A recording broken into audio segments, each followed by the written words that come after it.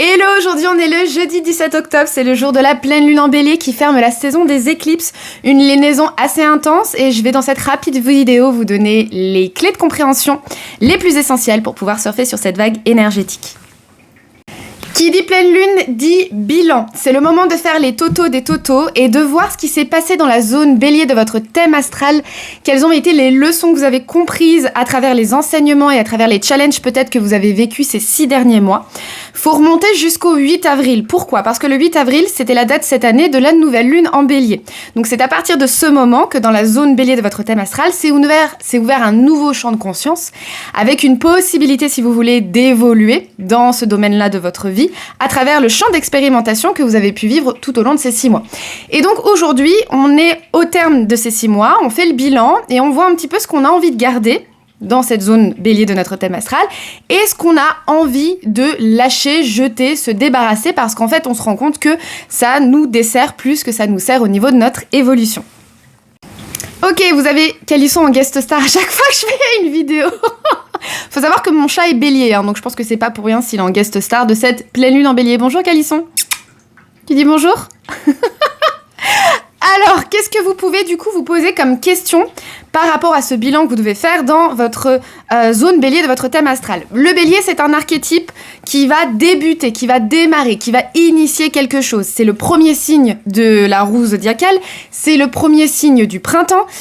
C'est un signe vraiment qui permet, si vous voulez, à la petite graine qui a été plantée et qui est restée sous la terre pendant tout l'hiver, de percer à jour la terre pour pouvoir voir la lumière du jour et permettre à la nature d'être florissante. Donc il y a une notion de courage, il y a une notion de leadership, d'oser, si vous voulez, aller de l'avant, d'oser aller en premier, d'oser foncer, d'oser écouter ses instincts, de oser penser à soi. Dans le bélier, on est vraiment dans l'archétype de moi, je. Là où en face, dans l'axe bélier-balance, la balance va penser au couple, va penser à l'autre, va prendre en compte les besoins de l'autre. Le bélier, lui, c'est pas qu'il s'en fiche, c'est juste que c'est pas dans sa manière de réfléchir, c'est pas dans son instinct, si vous voulez, il pense à lui, à sa survie, parce qu'il faut savoir que le bélier, à la base, il fuit le signe précédent, qui est le poisson. Donc il fuit, si vous voulez, cette espèce de fusion dans le grand tout. Non, le bélier, il est dans une forme d'indépendantisme, il est indépendant, et il veut vraiment, si vous voulez, que le monde comprenne qu'il a des besoins, qu'il a des envies, qu'il a des projets qui lui sont propres et il n'a pas peur, si vous voulez, de passer pour quelqu'un d'égoïste en se faisant passer en premier. Je vous résume très rapidement l'archétype du bélier. Il y a encore plein de choses à dire sur le bélier, mais moi, ce que je trouve intéressant par rapport à cette pleine lune, qui intervient donc à la fin de la saison des éclipses, qui vient clôturer aussi un gros chapitre, puisque ça fait 18 mois qu'on a les nœuds du destin, et notamment le nœud nord, d'un point de vue du collectif, du groupe en bélier. Donc ça fait 18 mois qu'on nous travaille, si vous voulez, d'un point de vue du collectif, à être dans notre assertivité, à oser penser à soi, à se poser la question, mais dans quel domaine de ma vie peut-être là je fais trop de compromis, je suis peut-être trop dans l'écoute, l'attente, l'approbation des autres, où est-ce que je peux rajouter du courage, d'oser être moi, d'oser être authentique, d'oser faire valoir mes envies, mes projets, même si ça déplaît, est-ce que j'arrive à incarner ma nature sauvage, qui n'a pas peur d'aller peut-être à l'encontre de ce que la société, de ce que les proches, de ce que on pense être juste pour nous, mais qui finalement ne vibre pas avec nous. Donc ça fait 18 mois qu'on nous brasse par rapport à ça, et là on va bientôt terminer ce chapitre, puisque les nœuds du destin vont changer d'axe, et vont passer en vierge et en poisson, mais ça je vous en parlerai dans une autre vidéo. Donc il y a un peu comme une sorte de bilan des 6 mois de la zone bélier de votre thème astral, mais ceci un bilan général des 18 derniers mois qui se sont passés dans le travail de votre assertivité pour reprendre votre indépendance et pour accepter à certains égards, et notamment dans nos relations, puisque l'axe bélier-balance, ça se joue dans nos relations en particulier, d'oser être vous et d'oser vous affirmer. Voilà, c'est vraiment une pleine lune qui vient mettre un point final sur votre travail intérieur au nom de l'affirmation de soi. Est-ce qu'il y a encore des zones, des relations ou des endroits de votre vie où vous n'arrivez pas totalement à vous affirmer, où vous n'avez pas le courage encore de déplaire? Et si c'est le cas, comment vous pouvez réajuster le tir? Parce que c'est ce qui va vous aider à clôturer les derniers dossiers de 2024 pour être libre de votre temps, de votre énergie et aussi de votre temps de cerveau disponible pour l'année 2025, qui aura son lot de challenges, qui aura son lot d'expériences, on n'en doute pas. Donc si vous voulez, là, les derniers mois de l'année, c'est vraiment, ok, on clôture, on nettoie, on purifie, et on dit sa vérité, parce que c'est ce que je répète aussi beaucoup par rapport à cet archétype du bélier, et par rapport à tout, si vous voulez, ce cycle de 18 mois sur les nœuds du destin, c'est oser vous exprimer. Osez dire votre vérité, osez parler avec authenticité, osez vous montrer tel que vous êtes, même si, effectivement, ça peut déplaire. Pensez à vous. En fait, là, c'était le moment où on vous a montré les endroits où vous ne pensiez pas assez à vous. Ça veut pas dire que vous allez être égoïste, ça veut pas dire que votre vie va être complètement déséquilibrée et que d'un coup, vous allez passer pour quelqu'un qui ne pense qu'à lui dans tous les domaines, etc. Si vous voulez, il y a une notion un petit peu de balance. On fait la part des choses, mais justement, c'est parce qu'il y a des endroits peut-être de votre vie ou des relations ou des projets ou un travail où c'est déséquilibré, où ce n'est plus juste pour vous, que là, il faut aller chercher effectivement la lumière du bélier en face. Pourquoi je parle aussi beaucoup de fait de dire sa vérité, d'oser s'exprimer, de travailler aussi sur la notion du chakra de la gorge, parce que dans cette lunaison, Mercure est actuellement en Scorpion. Mercure, c'est la planète de la communication, entre autres, mais là, on va la prendre comme telle. Il n'y a pas que ça, mais en tout cas, c'est un des objectifs, un des filtres par lequel on peut voir cette planète. Et quand on a un Mercure en Scorpion, on prend pas de pincettes. Il y a un peu cette notion de... on a besoin, si vous voulez, de relations, de conversations, de quelque chose qui stimule l'intellectuel au niveau profond. Ça va dans les profondeurs. Le Mercure en Scorpion, tout ce qui va être parler de la pluie et du beau temps et le small talk, c'est pas son délire. Lui, il a besoin de se sentir connecté aux autres ou d'avoir des champs de réflexion qui lui permettent d'aller en profondeur dans les questionnements existentiels de la vie, dans la psyché humaine. Un Mercure en Scorpion, il voit le dessous des cartes. C'est un espèce de radar à bullshit qui ressent, qui pressent, et du coup qui est capable aussi chez les autres, dans leur communication, de voir les endroits où les autres ne sont pas alignés, où les autres ne sont pas authentiques, où les autres ne sont pas vrais dans leur vérité. Et donc ce Mercure en Scorpion, il nous permet, si vous voulez, d'aiguiser un petit peu nos couteaux pour pouvoir, si vous voulez, trancher dans des aspects, dans des relations, ou même simplement par l'oralité, d'arriver à exprimer votre vérité en tranchant, en ayant des mots qui vous permettent aussi de vous protéger. Il y a une notion d'apprendre à se battre pour ce qui est juste pour nous et d'oser, si vous avez besoin, sortir les griffes de temps en temps et dire merde. Je l'ai déjà dit dans des vidéos précédentes, je pense que c'est aussi ça, le nœud nord en bélier, ça nous invite à vous rendre compte que vous avez le droit aussi, dans votre prise d'assertivité, dans le fait de vous asseoir sur votre trône et de reprendre vraiment votre pouvoir de temps en temps, dans certaines situations où on vous manque de respect, où vous sentez que c'est pas juste, c'est pas équilibré, vous avez le droit de sortir les griffes, d'aiguiser un petit peu votre Mercure en Scorpion et de trancher avec vos mots. Alors, bien évidemment, il y a du dosage dans tout. C'est-à-dire que le bélier, dans son ombre, il peut être très explosif, très colérique, il peut être très autoritaire, il peut se comporter comme cette espèce de petit chefaillon, vous savez, on a tous connu ça dans nos travails respectifs, cette personne, ce N+1 qui va pas se comporter en manager, mais qui va se comporter en petit chef, et qui va commencer à nous donner des ordres, voilà, bon, ça c'est un peu exaspérant. L'idée, c'est quand même de garder la diplomatie de la balance, mais vous avez le droit quand même de temps en temps de dire merde, de sortir les griffes quand la situation le nécessite, parce que vous sentez qu'on respecte pas vos limites, qu'on respecte pas vos besoins, qu'on vous respecte pas, qu'on rentre sur votre territoire et que vous avez peut-être besoin de protéger votre intériorité, votre foyer, votre monde émotionnel, votre sensibilité. Ça peut être aussi protéger les vôtres, protéger ce qui vous semble cher, vos valeurs, vos projets, vos bébés, que ce soit vos enfants dans la matière ou vos enfants de manière intellectuelle avec les projets concrets, les sociétés, les boîtes, voilà, il y a une notion quand même de protection. Pourquoi ? Parce que la pleine lune, et je finirai là-dessus, donc est en bélier, la planète maîtresse du bélier c'est Mars, et Mars est actuellement en Cancer. Un Mars en Cancer, c'est un Mars qui est pas forcément très à l'aise, il est en chute, parce que c'est pas un signe dans lequel Mars a l'habitude d'évoluer. Si vous voulez, Mars, c'est un peu votre guerrier, votre guerrière intérieure. Le Cancer, c'est un peu comme si votre guerrier, guerrière intérieure portait une couche culotte. On revient avec le Cancer dans l'archétype un petit peu du bébé, qui a besoin d'être protégé, qui a besoin d'être chéri, qui a besoin d'être pris dans les bras, qui est très sensible, c'est un signe d'eau, il est connecté, si vous voulez, au monde de l'enfance, à l'imaginaire. Il est connecté au passé aussi, puisque le Cancer, c'est très relié à la famille et aux racines.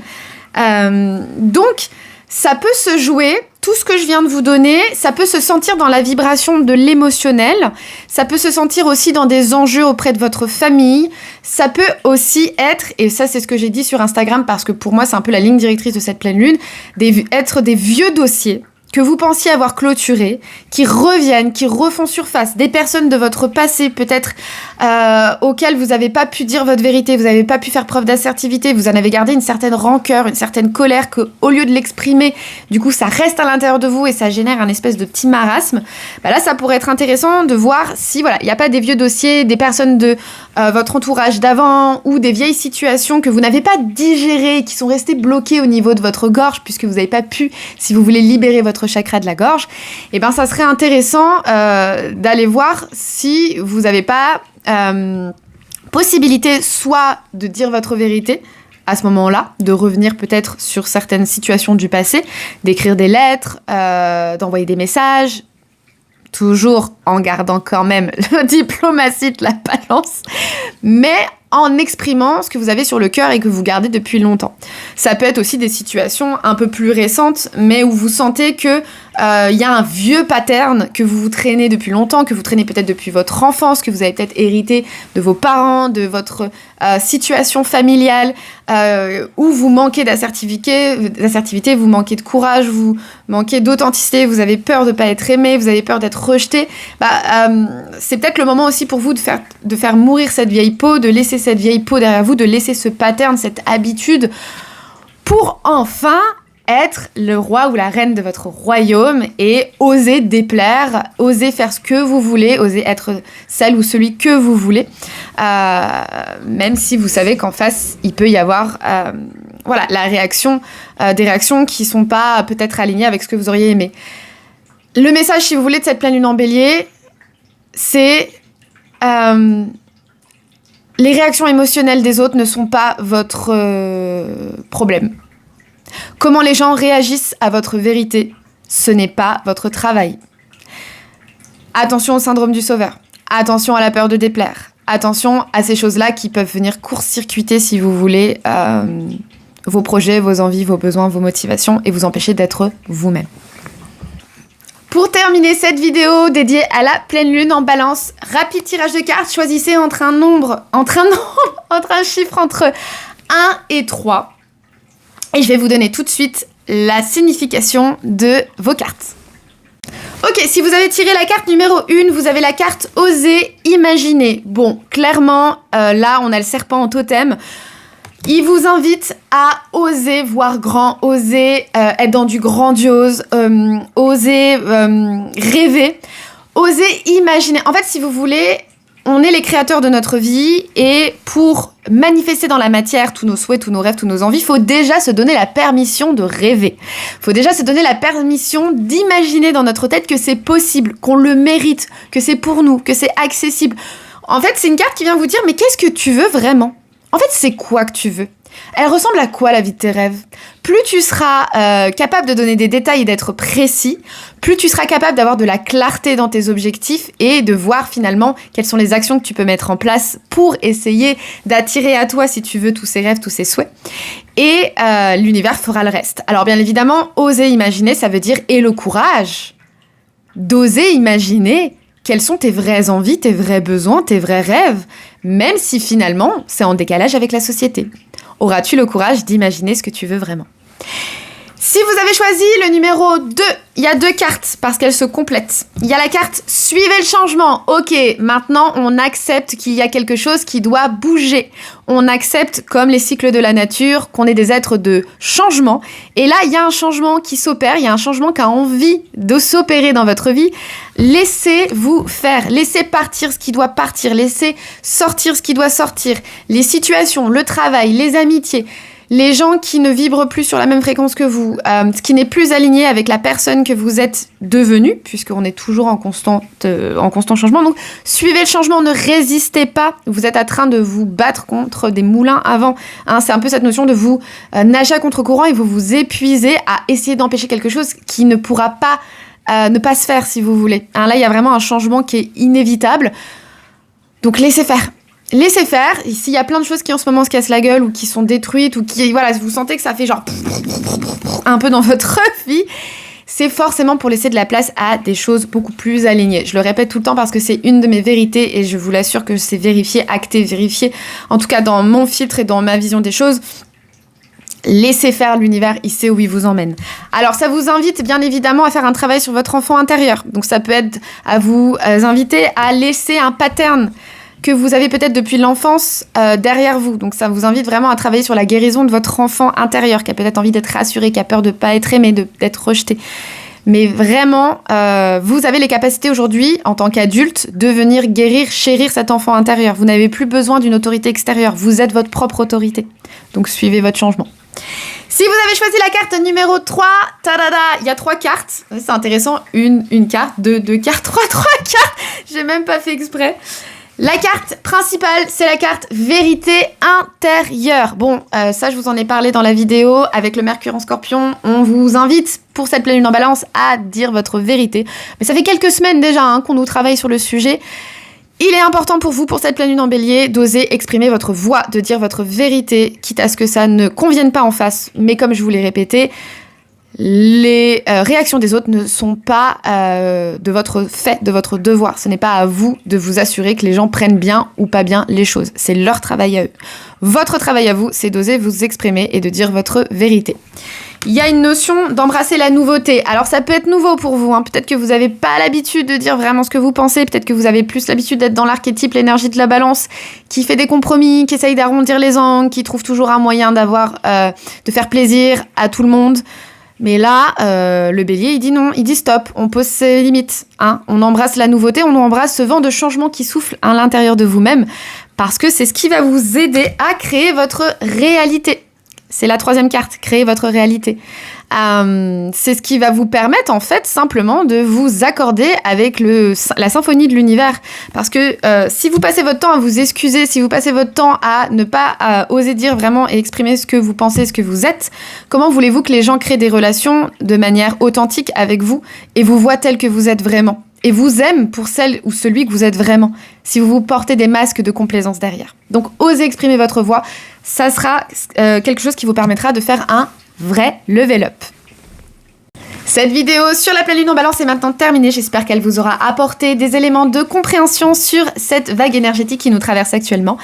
Et n'hésitez pas à me dire quelle carte vous avez eue dans les commentaires. Je vous ferai un petit like parce que ça me fait toujours plaisir de voir un petit peu quelle est la température pour le collectif au niveau de cette pleine lune en bélier. En tout cas, je vous dis à la prochaine vidéo. Prenez bien soin de vous. Plein de bisous.